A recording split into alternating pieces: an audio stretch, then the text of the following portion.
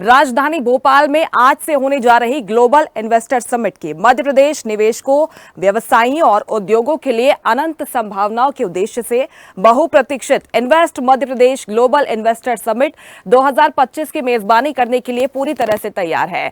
आज और कल भोपाल में पहली बार आयोजित होने वाली समिट मध्य प्रदेश के लिए ऐतिहासिक है।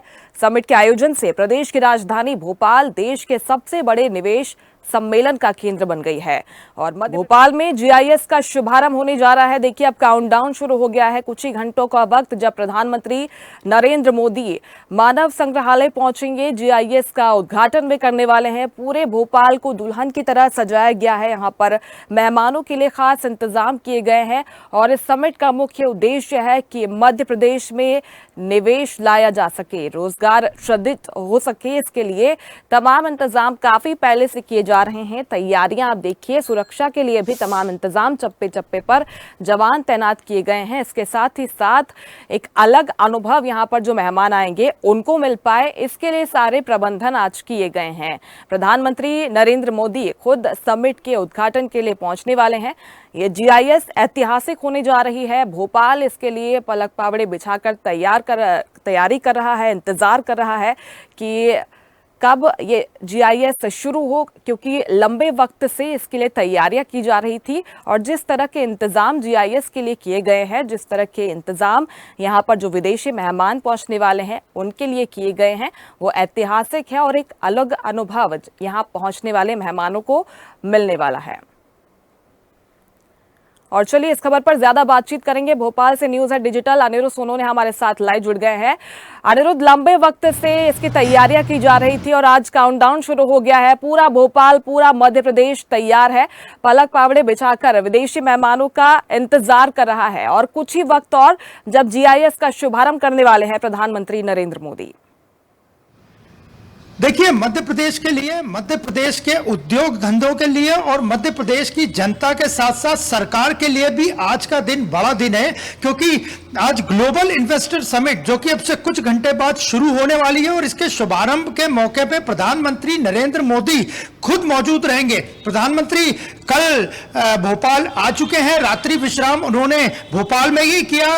रात्रि विश्राम के पहले प्रधानमंत्री ने यहाँ अपने मंत्रियों की, सांसदों की, पदाधिकारियों की, विधायकों की एक मीटिंग भी ली। मीटिंग में सुशासन के टिप्स दिए और कई जानकारियां उनको आगे के रोड मैप के बारे में बताई। और जहां तक बात करें तो प्रधानमंत्री नरेंद्र मोदी ऐसे पहले प्रधानमंत्री हैं जिन्होंने मध्य प्रदेश के राजभवन में रात्रि विश्राम किया हो। इसके पहले न किसी प्रधानमंत्री ने राजभवन में रात्रि विश्राम किया था, न कभी ऐसा कोई किसी की भी सरकार रही हो ऐसा विचार पहले आया। तो पहले प्रधानमंत्री हैं नरेंद्र मोदी जिन्होंने, राज्यपाल इस वक्त मंगू भाई पटेल हैं, उनके निवास में रात्रि विश्राम किया। इसके साथ ही उन्होंने आज उनका जो शेड्यूल था उसमें 15 मिनट वो देरी से पहुंचेंगे, क्योंकि बच्चों की एग्जाम होने वाली है। एमपी बोर्ड की 10वीं और 12वीं की एग्जाम शुरू हो चुकी है तो उसके लिए उन्होंने अपने शेड्यूल में 15 मिनट का समय निकाला है, जिससे कि बच्चे निश्चित समय पे, उनके बच्चे, उनके पेरेंट्स, बच्चों की गाड़ियां, स्कूल बसेस अपने निर्धारित समय पे स्कूल में पहुंच सके। इसके लिए वो 15 मिनट देरी से उन्होंने अपने शेड्यूल में चेंज किया है। हालांकि शेड्यूल का जो जीआईएस का जो शुभारंभ का समय है वो उसमें कुछ ही मिनटों का हेरफेर हुआ है। तो आज प्रधानमंत्री नरेंद्र मोदी भोपाल में जीआईएस का ग्लोबल इन्वेस्टर समिट का शुभारंभ करेंगे और इस मौके पर देश विदेश के कई उद्योगपति, विदेशों के कई कंपनीज के सीईओ और कई विदेशों से आए राजदूत भी शामिल रहेंगे। तो प्रधानमंत्री अब से कुछ घंटे बाद भोपाल के इंदिरा गांधी राष्ट्रीय मानव संग्रहालय में ग्लोबल इन्वेस्टर समिट का शुभारंभ करेंगे और सरकार को और उद्योग जगत से जुड़े लोगों को भी बड़ी उम्मीद है इस ग्लोबल इन्वेस्टर समिट से, जिसके लिए राज्य सरकार ने भी तैयारी की थी और प्रधानमंत्री ने खुद समय दिया। और अब से कुछ घंटे बाद जीआईएस का उद्घाटन प्रधानमंत्री नरेंद्र मोदी करेंगे। बिल्कुल, एक महाकुंभ, आस्था का महाकुंभ प्रयागराज में इस वक्त चल रहा है अनिरुद्ध, और रोजगार का महाकुंभ 2 दिनों तक मध्य प्रदेश की राजधानी भोपाल में चलने वाला है। आज के अगर कार्यक्रम की बात करें तो इसका शुभारंभ 10 बजे के लगभग हो जाएगा। इसके बाद पूरे दिन हम क्या कुछ कार्यक्रम वहां पर देखेंगे, इसके बारे में बताइएगा विस्तार से। देखिए, आस्था का महाकुंभ जहां उत्तर प्रदेश के प्रयागराज में चल रहा है, वहीं बिजनेस का महाकुंभ आज से 2 दिनों तक मध्य प्रदेश की राजधानी भोपाल में चलेगा ग्लोबल इन्वेस्टर समिट के रूप में, जिसका शुभारंभ प्रधानमंत्री नरेंद्र मोदी करेंगे। और शुभारंभ के बाद अगले आज और कल 2 दिनों तक इसमें गहन मंथन होगा, कई अलग अलग सेशंस होंगे, कई उद्योगपतियों का संबोधन होगा, कई कंपनीज के सीईओ जो कि आएंगे वो अपने करार देंगे, अपने निवेश के प्रस्ताव रखेंगे, राउंड टेबल मीटिंग होगी, मुख्यमंत्री से भी 1-to-1 चर्चाएं होंगी, प्रदेश के उद्योग विभाग और फाइनेंस विभाग के अफसर भी इस मौके पे अलर्ट मोड पे रहेंगे, वे लगातार तैयारियों में जुटे हुए थे। तो अलग अलग कई सेशंस होंगे और इस ग्लोबल इन्वेस्टर समिट का शुभारंभ जब कुछ घंटे बाद प्रधानमंत्री नरेंद्र मोदी करेंगे, वहीं कल इसका समापन पे केंद्रीय सहकारिता मंत्री और केंद्रीय गृह मंत्री अमित शाह मौजूद रहेंगे। तो दोनों दिनों तक यहाँ बिजनेस डेवलपमेंट के साथ साथ सरकार की नीतियां, आगे के रोड मैप आदि पर चर्चा होगी। और पिछले ही दिनों की बात करें तो मुख्यमंत्री डॉक्टर मोहन यादव खुद इस ग्लोबल इन्वेस्टर समिट की तैयारियों में जुटे थे। उन्होंने कई रीजनल इंडस्ट्री कॉन्क्लेव की, इसके अलावा वे कई राज्यों के दौरे पे गए, इसके अलावा वे विदेशों में भी गए, यूके, जर्मनी और जापान की यात्रा उन्होंने की। बड़ी बड़ी कंपनियां जिनमें पैनासोनिक भी शामिल है, वहां भी वे मिलके आए और उन्हें आमंत्रित किया। इसके अलावा ब्रिजस्टोन जो टायर बनाने वाली दुनिया की बेहतरीन कंपनियों में एक है, उस कंपनी का भी उन्होंने अपने विदेश दौरे में दौरा किया, उनके सीईओस को, कंपनीज के मालिक को आमंत्रित किया। तो आज से भोपाल में एक बड़ा कहा जाए बिजनेस का संगम होने जा रहा है और सरकार को उम्मीद है कि लगभग 6 लाख करोड़ से ज्यादा का निवेश इस ग्लोबल इन्वेस्टर समिट में आएगा, जिसका परीक्षण 2 दिन के बाद किया जाएगा। लेकिन अब से कुछ देर बाद प्रधानमंत्री ग्लोबल इन्वेस्टर समिट का शुभारंभ करेंगे, जिसपे न केवल मध्य प्रदेश के उद्योग से, धंधों से जुड़े लोगों की निगाहें, बल्कि देश भर के उद्योगपतियों की निगाहें हैं, यहां तक कि विदेशों के कंपनीज के सीईओ की भी निगाहें कि इन 2 दिनों में क्या निकल के आता है। और सरकार को उम्मीद है कि 6 लाख करोड़ से ज्यादा का निवेश और निवेश के प्रस्ताव इस 2 दिनों के बिजनेस मंथन में निकल के आएंगे।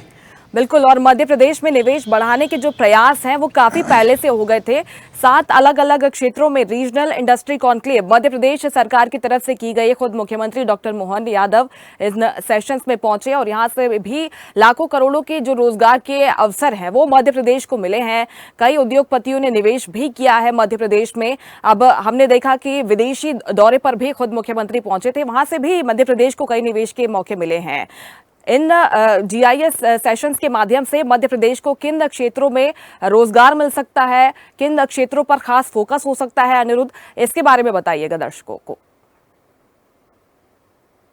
का भी और जो उद्योग धंधे चलाने वाले लोग हैं, भले से उनका वर्कर हो या कंपनी का सीईओ हो या कंपनी का मालिक हो, उनका मुख्यतः फोकस कुछ सेक्टर्स पे ज्यादा है, जिसमें फिल्म निर्माण, इसके अलावा ईवी चार्जिंग की जो टेक्नोलॉजी नई आ रही है वो उस पे, इसके अलावा रिन्यूएबल एनर्जी पे, इसके अलावा ऑटोमोबाइल सेक्टर पे, इलेक्ट्रॉनिक सेक्टर पे, आईटी सेक्टर में, ऐसे तमाम सेक्टर हैं जिन पे सरकार का भी फोकस है कि न केवल यहाँ उद्योग धंधे लगे बल्कि उससे रोजगार भी मिले और खासकर युवा पीढ़ी इन सब चीजों से अभी से जुड़े। तो आगे के जो रोड मैप सरकार तय करना चाहती है उसमें सबसे बड़ा फोकस उनका युवाओं पे ही है।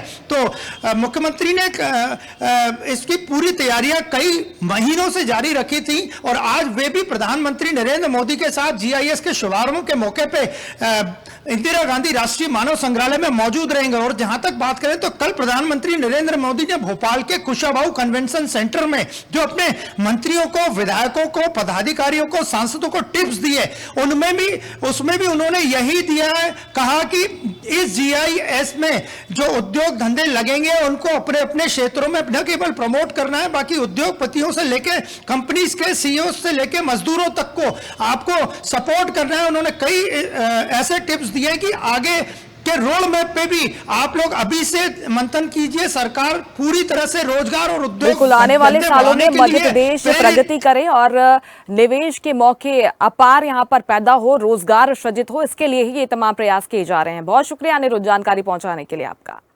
लेटेस्ट खबरों के लिए लाइक, फॉलो और YouTube पर सब्सक्राइब करें, बेल आइकन दबाएं, साथ ही विजिट करें swedishlive.com पर।